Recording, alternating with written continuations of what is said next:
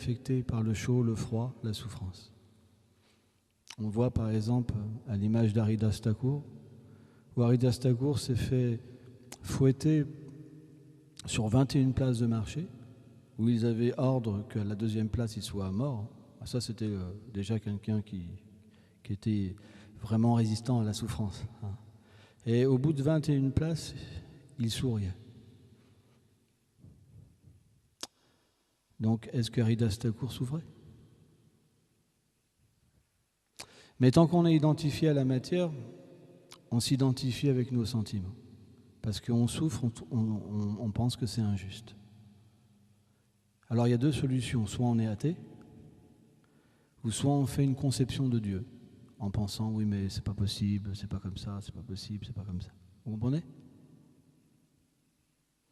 Mais la réalité, c'est que pourquoi Krishna, dans la Bhagavad Gita, il enseigne à Arjuna la nature de l'âme? C'est pour qu'il puisse dépasser ces sentiments qui sont faux et atteindre une plateforme où on peut voir la réalité en tous les êtres vivants. Qu'est-ce que c'est la réalité? C'est qu'on a fait des choses dans les vies passées, on doit en prendre les conséquences dans ces actes, dans nos actes d'aujourd'hui. Parce qu'il n'y a pas d'injustice si Dieu existe. Ça veut dire que tout est contrôlé par lui.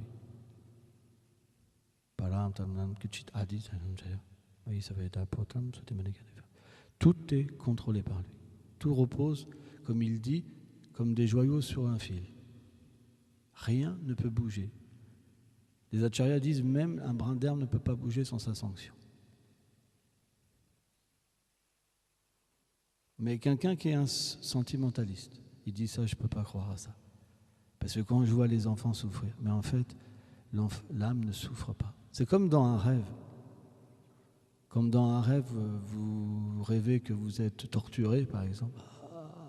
Vous vous réveillez, fini.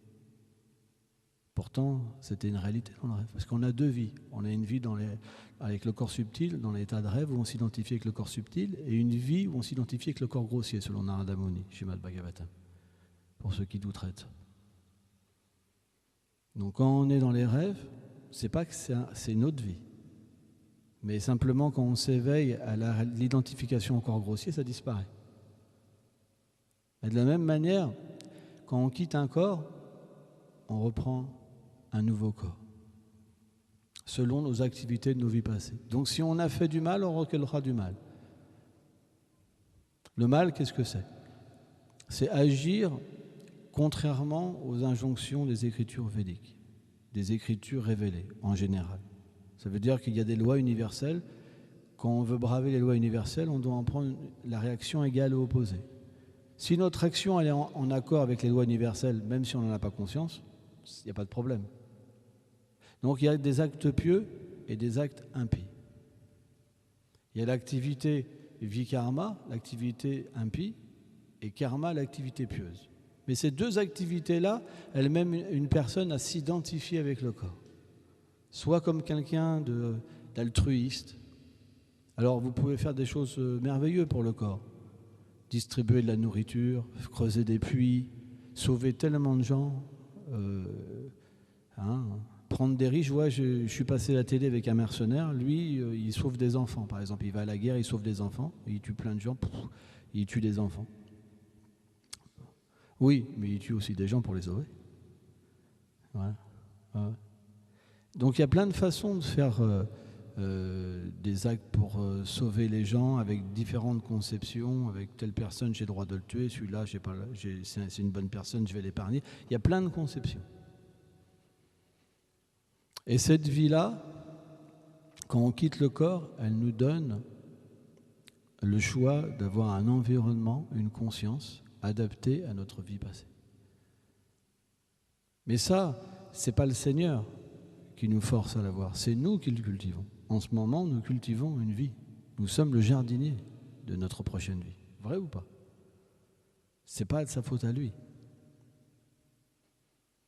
C'est pourquoi, quand le Seigneur est miséricordieux, parfois, on peut avoir cette intelligence. Alors, Madhvacharya, il explique une chose. Les êtres pieux, quand ils souffrent, ils prennent refuge en Dieu. C'est le principe d'une personne qui a accompli des activités pieuses dans une vie passée. Mais celui qui n'a pas accompli d'activités pieuses, il développe encore plus d'envie et de colère. Il y a l'histoire, par exemple, une histoire qui peut dépeindre cette miséricorde du Seigneur suprême, c'est le serpent Kalia, par exemple. On sait que le Seigneur, il vient dans ce monde matériel, et quand il vient, alors ce n'est pas des êtres ordinaires. Ceux qui peuvent voir le Seigneur suprême, même s'ils jouent des rôles de démons, ce n'est pas des gens ordinaires. Et le serpent Kalia, dans sa vie passée, c'était un grand sage, qui s'était fait maudire par un sage, pour renaître en tant qu'un serpent démoniaque, vraiment démoniaque, mais qu'il aurait la miséricorde de pouvoir avoir un entrevue avec le Seigneur suprême. Et quand le Seigneur vient, il y a des terribles démons qui personnifient nos démons intérieurs. Hein? Et l'histoire veut que le serpent Kalia, il avait très peur de Garuda. Et parce que Subhadri Rishi, il avait maudit Garuda, que s'il venait dans cet étang près de la Yamuna à Vrindavan, il rencontrerait des problèmes. Donc Garuda, pour le divertissement du Seigneur, a accepté cette condition et a arrêté de venir dans cet endroit-là. Donc Kalia a pris refuge de peur de Garuda dans cet endroit-là. Sanatana Goswami, il dit, le serpent Kalia était tellement puissant parce que ce lac-là, il était aussi profond que la mer, ça explique.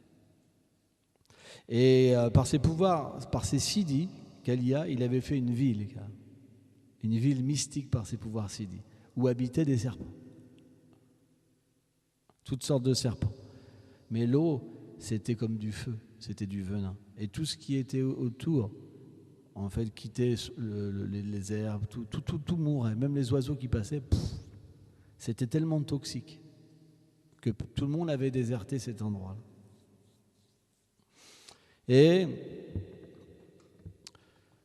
ce serpent Kalia, il avait par contre des très bonnes épouses, les Nagapatni, qui étaient des grandes dévotes du Seigneur suprême, mais qui avaient un époux qui était athée. Elles avaient essayé de prêcher Kalia, mais il n'avait pas la possibilité de devenir un dévot du Seigneur, donc il était resté démoniaque. Et Krishna, il est très miséricordieux envers nous, envers tout le monde. Et il voulait donner la miséricorde. Donc, il est venu seul. Il est monté sur un arbre Kadamba qui existe encore à Vrindavan, 5000 ans après. Il est encore là, cet arbre-là. Il est monté sur une branche, un petit peu comme un comment on appelle ça ? Un plongeoir. Hein.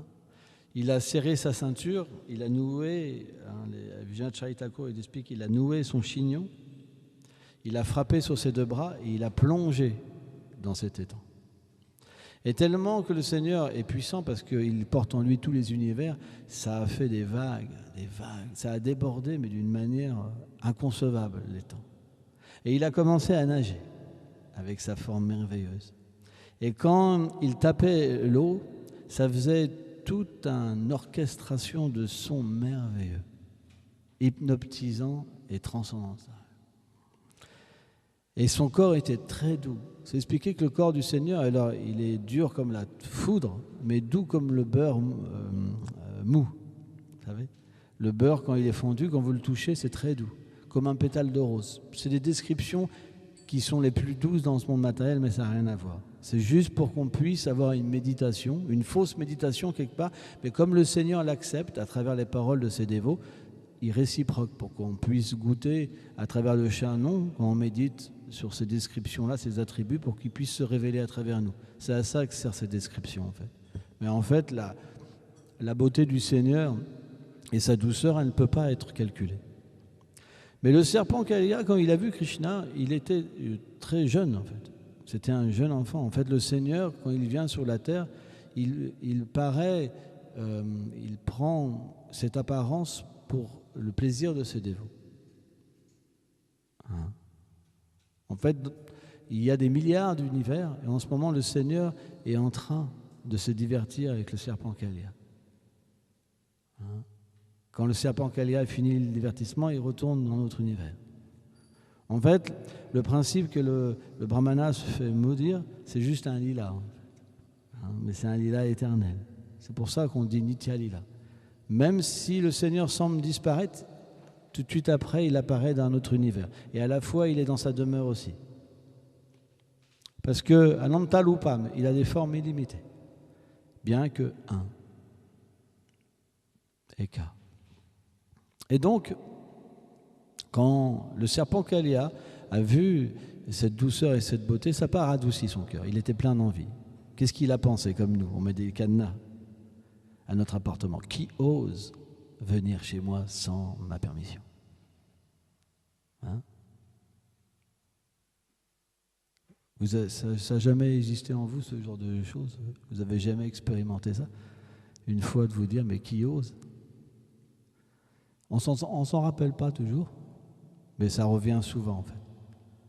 Mais comme on est identifié à cette condition-là, elle ne nous paraît pas anormale. Donc quand on est toujours dans cette condition-là, finalement, si on vous dit, ça vous rappelle rien? Non, ça ne me rappelle rien. Tu vois? Vous comprenez? Mais lui, Kalia, il a dit comme ça, qui ose entrer dans ma demeure sans ma permission? Et là, il est rentré vraiment en colère. Il a tout de suite été vers le corps tendre du Seigneur. Il l'a mordu. Kalia, il avait 101 têtes principales.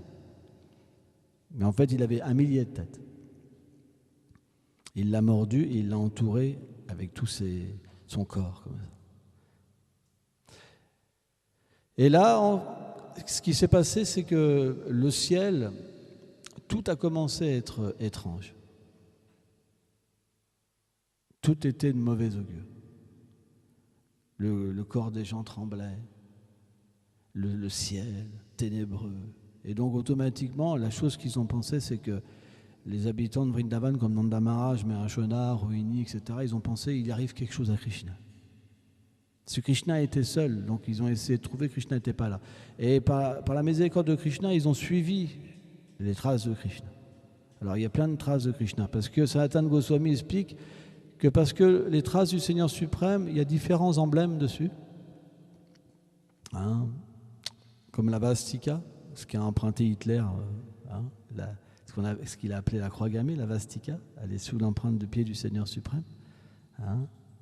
Le bâton de Cornac, l'éclair, par exemple, le drapeau, etc. Différentes empreintes sont sous les pieds du Seigneur suprême. Et les empreintes du Seigneur suprême sont effulgentes. Bien qu'il y a des personnes en nombre illimité à Vrindavan dans la demeure du Seigneur suprême. Et des vaches, jamais une empreinte du Seigneur n'est piétinée. Et d'une façon éternelle. C'est quelque chose qui est inconcevable pour nous. Donc ils ont pu suivre les bonnes traces. Il y en a partout, mais ils ont pu suivre les bonnes traces et arriver à l'endroit où Krishna a été pris dans les anneaux de serpent Kalia. Et naturellement, qu'est-ce qui s'est passé? C'est que les femmes se sont évanouies. Et puis de plus en plus de monde est venu. Tout Vraj était là. Balaram était là. Mais Balaram connaissait la puissance, parce qu'il est le Seigneur lui-même, dans une autre forme. Et quand les pâtres aînés, ils ont voulu rentrer dans l'eau pour aider Krishna, il l'a retenu. Les vaches pleuraient. Les gopis sont devenus comme des statues.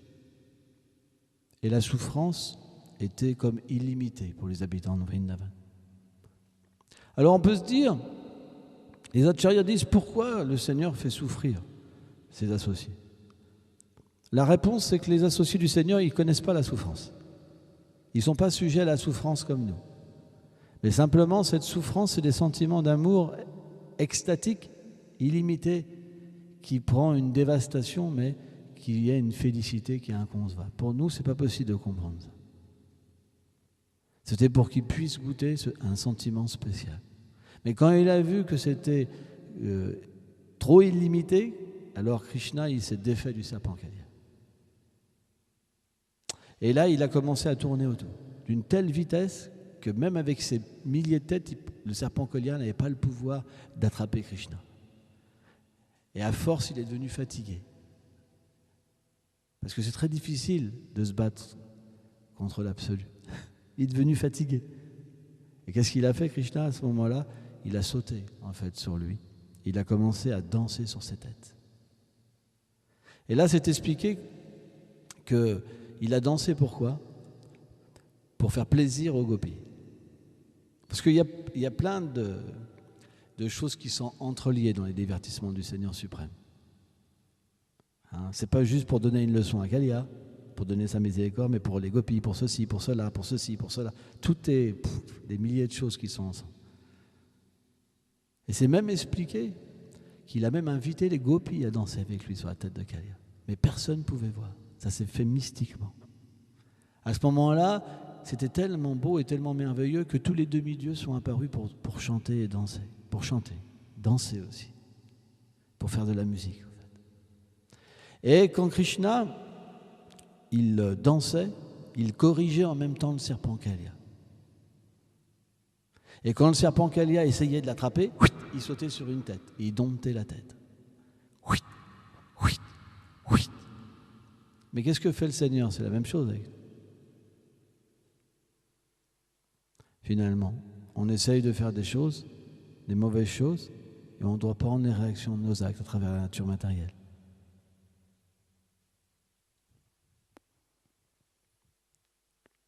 C'est un cannibale. Il y en a plein de cannibales ici, ils se mangent. C'est une nouvelle race, c'est vrai. Il y en a plein ici. Ils se mangent la mâchoire, je sais pas quoi.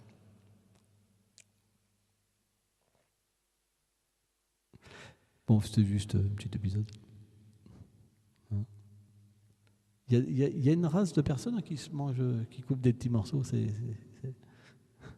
Hein. Ça existe. Hein. Je te conseille pas. Hein. C'est après tu vas perdre ton travail. Et donc, on se retrouve dans la même situation. Parce que si le Seigneur est miséricordieux, si on prend les réactions de nos actes, mais on a eu une vie pieuse dans les vies passées, on va réaliser que ces réactions-là, elles sont là pour nous faire comprendre quelque chose de supérieur. Cette souffrance va nous faire réaliser la nature de ce monde, la nature du corps, la nature des échanges dans ce monde. Tout est temporaire. On devra tout abandonner. Mais c'est simplement l'orgueil qui nous fait croire qu'on est Dieu et que le temps ne viendra pas nous détrôner. Or, quand le Seigneur est miséricordieux, il envoie en fait son représentant. Et la poussière en fait des Vaishnavas, c'est considéré comme la danse du serpent de Krishna sur nos têtes. Ça veut dire que le pouvoir du sadhu, c'est qui peut dompter notre orgueil et nous amener à changer notre état d'esprit, notre cœur. C'est pour ça que Chaitanya Mahaprabhu dit Trinad api sunishna talor api sunishna amalena mena kirtana sadali. Plus humble qu'un brin d'herbe. Kalia est devenu plus humble qu'un brin d'herbe. Pourquoi? Parce qu'il a commencé à cracher son poison. Les 6 ennemis. L'envie, duplicité, la colère, l'illusion, l'avidité, etc. Et après, il a commencé à vomir son sang. Et petit à petit, il a réalisé qu'il s'était trompé. Parce que le Seigneur lui a dépossédé tous ses pouvoirs. Quand on vous enlève tout, famille, enfants, réputation, argent, maison, tout, alors vous pouvez de nouveau être humble. Avant, c'est pas possible. C'est impossible. Et quand Kalia, il a retrouvé l'intelligence, alors ses épouses sont venues à sa rescousse. Ils se sont dit, parce qu'ils voulaient abandonner Kalia, ils voulaient trouver un plan pour partir. Mais quand ils ont vu que leur mari commençait à se repentir, à réaliser qu'il avait offensé le Seigneur suprême, parce qu'il pouvait se battre contre Garuda, Kalia. Mais quand il a vu que cette personne-là, elle jouait avec lui et qu'elle était d'une manière illimitée plus forte que lui, il a compris que c'était le Seigneur suprême. Il a eu l'intelligence et il s'est repenti. Et à ce moment-là, ses épouses sont venues à sa rescousse. Parce qu'elles se sont dit, maintenant il est devenu un Vaishnav. Maintenant il peut devenir un dévot du Seigneur. Et elles ont prié, en fait, le Seigneur suprême. Parfois, on voit ça. On voit dans un couple, par exemple, le mari, il est un petit peu comme ça, hein. Et puis, à force qu'il prenne un petit coup et qu'il revienne à Krishna, en fait, la femme, elle prie. Oh Seigneur, veuille pardonner mon mari, par exemple. Ou ça peut être l'inverse aussi. Hein, parce que, on ne va pas favoriser les femmes. Hein. Voilà. C'est trop facile, ça. Hein. Hein. Mais il y a toujours quelqu'un qui vient nous aider aussi. Les Vaishnavas viennent toujours nous aider. Et Krishna était très satisfait avec les épouses du serpent Kalia, parce que c'était ses dévotes. Et après, le serpent Kalia, il a offert des prières. Mais c'est expliqué parce que il avait commis beaucoup d'activités mauvaises. Il a dû copier les prières de ces femmes pour être inspiré. Intéressant. C'était comme ses gourous, en fait. C'est pour ça, même dans notre vie, que ça soit familiale ou communautaire, on reçoit toujours l'aide de gens qui ont plus de dévotion que nous. Parce que quand on voit qu'on s'est trompé, qui c'est qu'on a comme exemple? Les Vaishnavas qui sont autour de nous. Et on reprend leurs paroles et on marche dans leurs traces. Vrai ou pas? Et ben, en fait, Kalia, il a fait la même chose. Incroyable, hein? Et bien que Kalia, c'était quelqu'un d'extrêmement méchant, avec ce châtiment, il a pu avoir une position tellement exactée. C'est devenu la monture de Krishna, Kalia. Incroyable. Il a dit au Seigneur que si tu as besoin d'une monture, je serai là. Tu peux m'appeler et je viendrai instantanément. Je peux parcourir en 1 seconde des milliers de kilomètres. Mais Krishna lui a dit, tu ne peux plus rester ici. Parce que cet endroit-là, il doit redevenir paisible. Hein? Donc c'est expliqué que la demeure de Kalia, c'est Fidji. Le Seigneur lui a dit d'aller vers l'île Fidji. Hein? Hein? C'est pour ça que Bhaktivedanta, Swami Prabhupada, il a installé Krishna Kalia à l'île Fidji. C'est pour ça, en fait. Il explique ça, Fidji. Et juste après que le serpent Kalia est parti, alors tout est revenu par les pouvoirs du Seigneur, tellement beau. Parce qu'il voulait que ce lieu, ça devienne un lieu de pèlerinage. Et Kalia ne pouvait pas rester. Hein? Donc, il ne faut pas se décourager. Parce qu'on n'a pas de cette Sukriti, on ne peut pas comprendre comment Krishna nous reprend. Quelqu'un, par exemple, qui n'a pas de cette Sukriti, si on voit notre mari ou notre femme partir, on va être là, on va se battre pour qu'il reste, par exemple. On ne va pas accepter, c'est le Seigneur suprême, pas accepter, c'est la miséricorde. Pour qu'on soit libéré de tout attachement matériel, par exemple. Ou nos enfants qui nous rejettent, nos amis qui nous rejettent, qu'on perd le travail, qu'on perd la fortune, tout ça.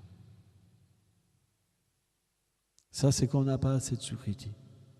Il faut continuer à écouter les sadhus et pas se démoraliser. Et prier pour que Krishna nous donne l'intelligence.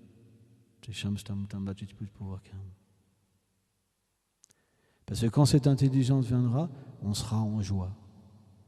De la même manière qu'on souffrait pour la situation, si Krishna nous donne l'intelligence, alors on sera en joie. On comprendra, le Seigneur est tellement miséricordieux. C'est la seule chose qui sépare les deux mentalités, c'est les actes passés d'une personne. Si quelqu'un n'a pas de cette Sukriti, il ne peut pas comprendre. Par exemple, qu'est-ce que fait quelqu'un qui n'a pas de Sukriti? Il va vers Dieu pour avoir des biens matériels. Il considère que quelqu'un a eu la miséricorde s'il a des biens matériels. Par exemple, dans le Brihad Bhagavatamrita, quand Narada Muni a été voir, par exemple, différentes personnalités, au début, le brahmana a considéré que le roi avait plus de faveur que lui, parce qu'il avait tellement d'opulence. Mais plus on avance dans la dévotion, et plus la conception de la miséricorde du Seigneur change. À la fin, on réalise que quand il nous prend tout, c'est la vraie miséricorde. Parce qu'on devient un kinshana. Mais ça, c'est rare. C'est rare. C'est l'étape Madhyama Adhikari. C'est très rare. Madhyama Adhikari, plus de désir. Quand vous voyez quelque chose arriver, vous voyez le Seigneur. Vous avez conscience que c'est lui qui vient. Vous arrêtez de vous battre. Plus de gants de boxe. Vous voyez plus tout ce que j'ai fait pour eux. J'ai fait tellement de choses pour eux. C'est tout ce qu'ils me donnent maintenant. Hein? C'est fini ça. Fini. Vous comprenez? C'est rare. Donc on va dans ce sens-là. Donc qu'est-ce qui se passe? On a ces réactions-là. Dans notre famille, dans notre communauté. J'ai fait tellement. J'ai pris leurs péchés. Maintenant, ils ne me rendent même plus leurs hommages. Je les ai nourris. J'ai tout fait pour eux. Regarde ce qu'ils me donnent. On va avoir cette mentalité-là. Mais Krishna va nous donner l'intelligence. À travers notre gourou, à travers les Vaishnavas.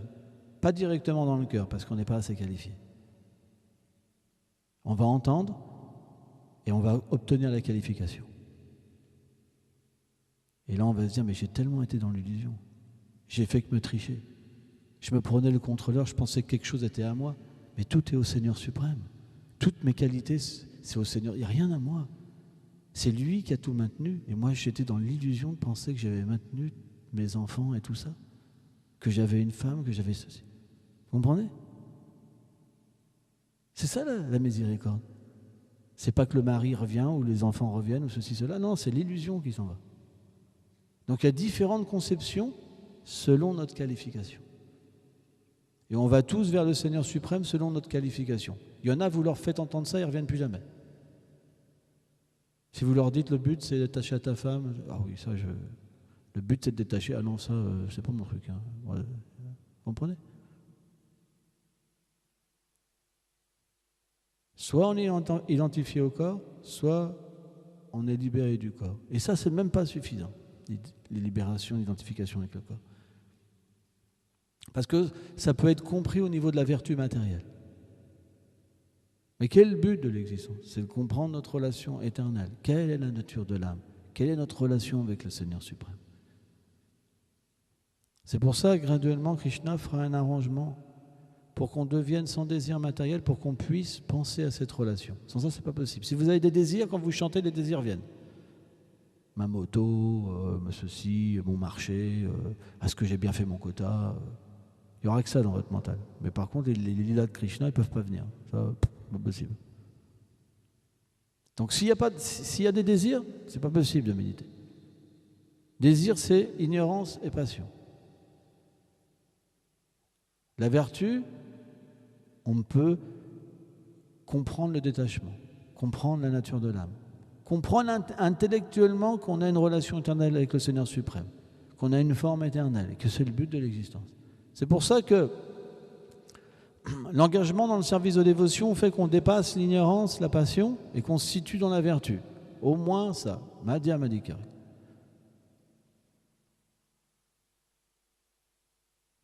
Et plus tard, quand on devient véritablement sérieux, alors on peut transcender la nature matérielle et comprendre le monde transcendantal. Mais ça, c'est votre désir. Tu as l'air vraiment fatigué. Hein? Faut dormir un peu plus. Mais si ce désir ne s'éveille pas dans cette vie, alors il devra s'éveiller dans une autre vie.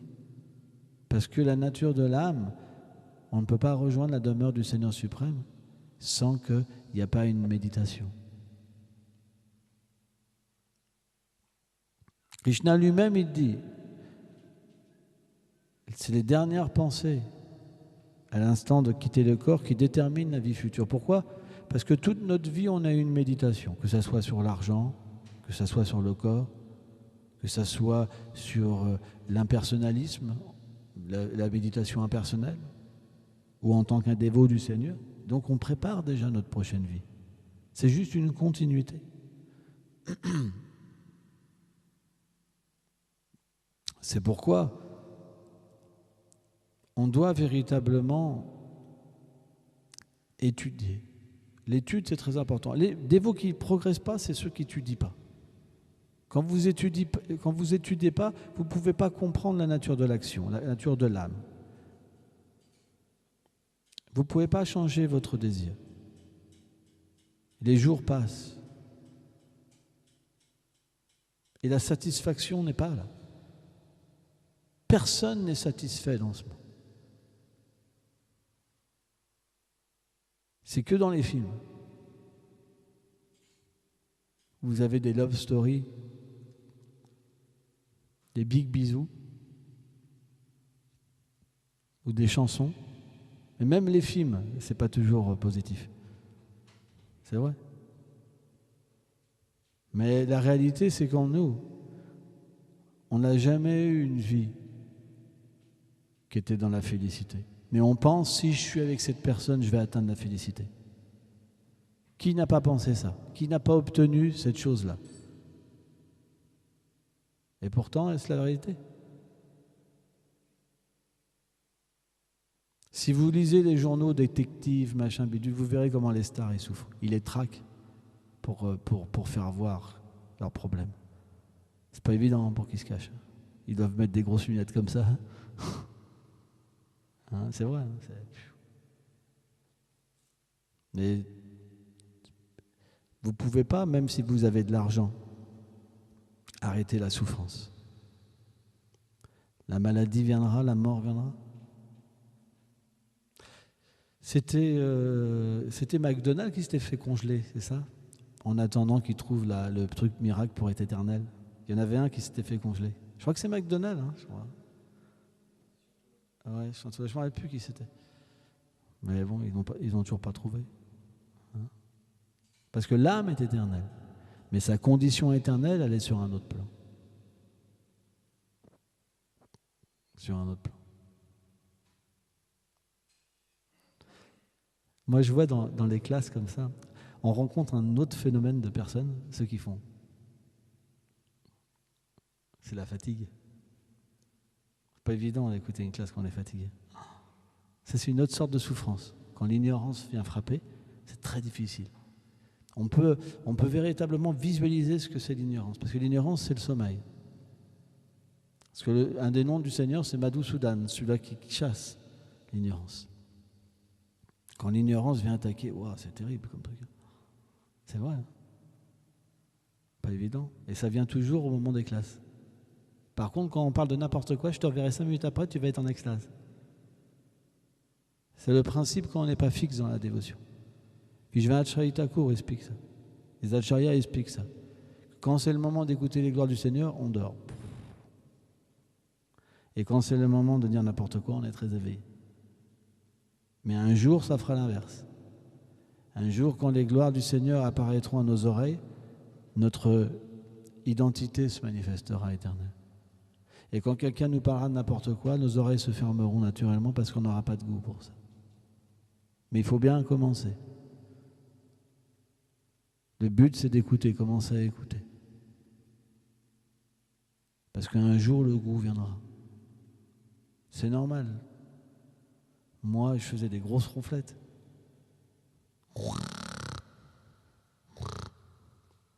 C'est vrai. Maintenant, je ne dors plus. Ça a pris du temps, 25 ans.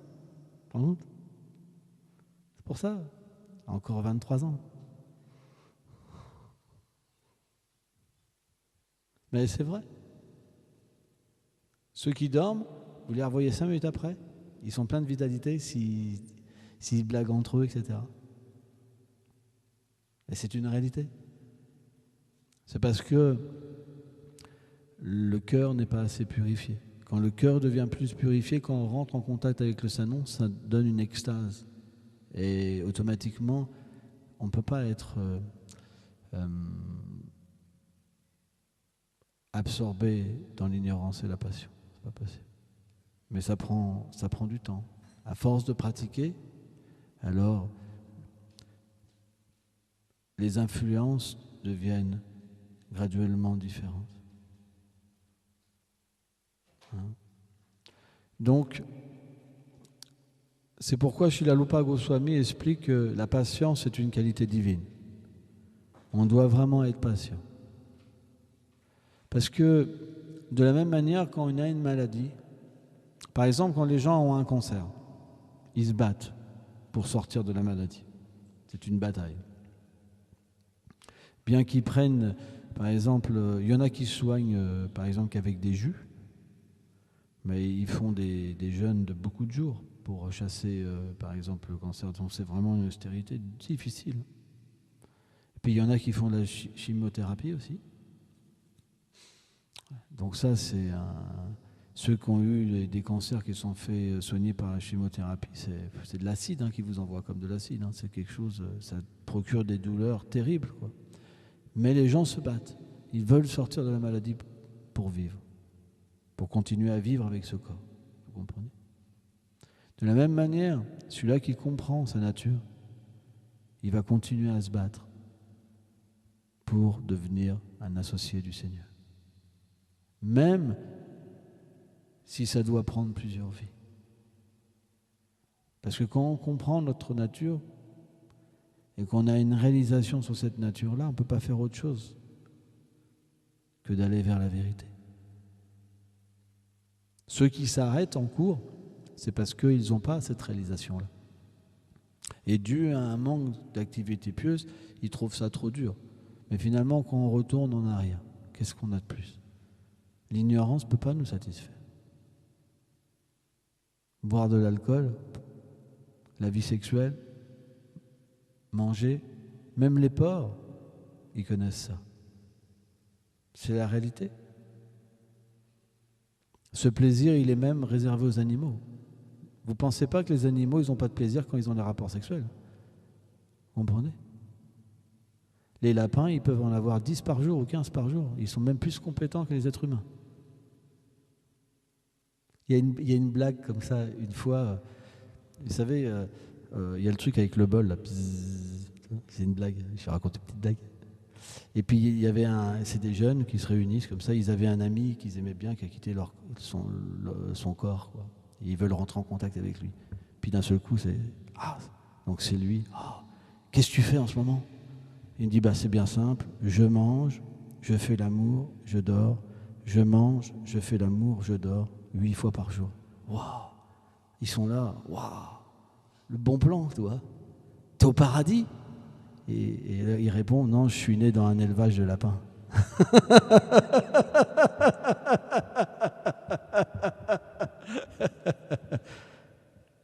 Donc quand on a une conscience comme un animal, on pense que c'est le bon plan. Mais quelqu'un qui a la conscience de l'âme, il a une autre attente. Même s'il se marie, même s'il doit avoir des enfants, sa conception de la vie de famille, elle est différente. C'est pas à l'exploitation, il ne fait pas ça pour lui. Il fait ça dans une relation divine avec le Seigneur suprême. Ça, c'est un autre sujet. On ne va pas l'aborder maintenant. Voilà l'histoire du serpent Kalia. Un jour, il va danser sur notre tête. Ça va venir. On commencera à vomir toutes les choses mauvaises et puis l'abandon viendra. C'est question de temps. Tout le monde viendra par là. Tout le monde. On vient tous avec des désirs. Personne n'est pur. Mais Krishna s'occupe de chacun. Que ça soit quelqu'un de plus élevé spirituellement, qui a développé plus sa conscience de Dieu, de Krishna, ou quelqu'un qui l'a moins développé, le Seigneur s'occupe de chacun. Jusqu'au jour où on sera complètement pur. Et à ce moment-là, alors on pourra véritablement aider les autres. C'est important. Ça va venir. On ne pourra pas faire autrement. Là, vous êtes là aujourd'hui, vous êtes dans la demeure du Seigneur suprême. Même si vous ne voyez pas, le résultat, il est là. C'est comme un médicament. Même si vous ne savez pas, vous prenez un médicament, il y aura un effet. Comme du poison, il y aura un effet. C'est juste question de temps, que vous le vouliez ou pas, il y a un effet. Et un jour, cet effet fera qu'on sera soigné des désirs matériels, de l'illusion matérielle, et on pourra véritablement désirer devenir un véritable dévot. Ça prendra du temps. Mais peu importe. Le temps, c'est une forme d'illusion parce que l'âme est éternelle.